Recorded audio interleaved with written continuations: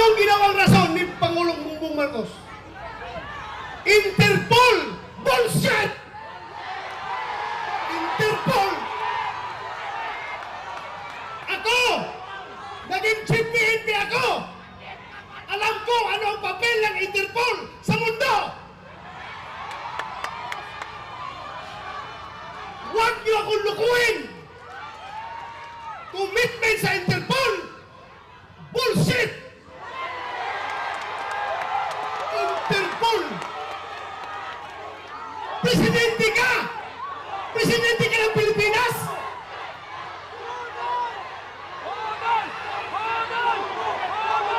Presidente ka ng Pilipinas!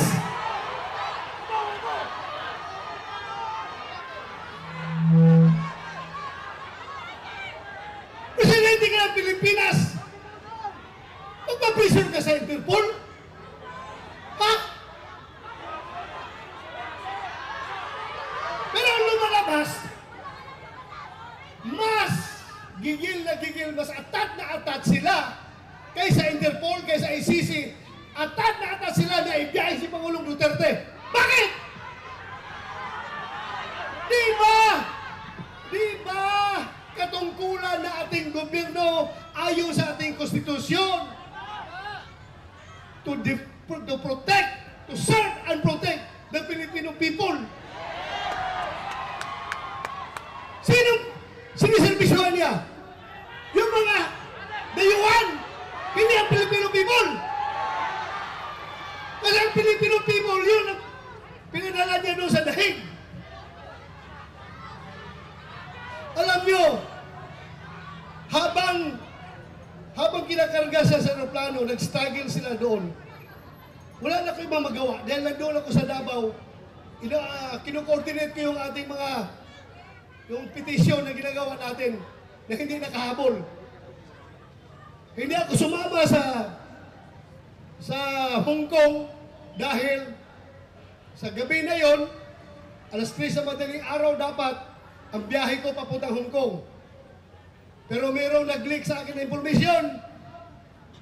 Hindi pa rin tulog ang Diyos. Nagsabi na, sabihan mo sila na may warrant na si President Duterte at si Bato. Uhulihin sila pagbalik nila dito, galing sa Hong Kong. So tinawagan ko si Ace Bingo Villaldia. Sabi ko, sir, meron ng warrant. Hindi na ko habol dyan. Asikasuhin ko na lang yung petition natin dito. Petition for certiorari and prohibition. Kinordinate ko yung ating mga abogado. Senator yun. Pero nung kinarga na siya, wala na ko. Ano bang gagawin ko?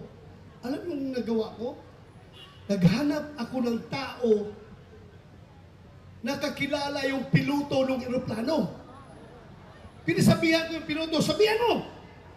Sabihan mo, pag gawin niya yan, ibiyahin niya si Pangulong Duterte. He will go down in history as the pilot na naghatid sa pinakamabait, pinakamahal na Pangulo doon sa dahig. Sabi ko, merong nagkukomunikate sa amin dalawa. Sabihan mo, pagdalahin niya si Pangulong Duterte doon, mananagot siya sa taong bayan. Mananagot siya.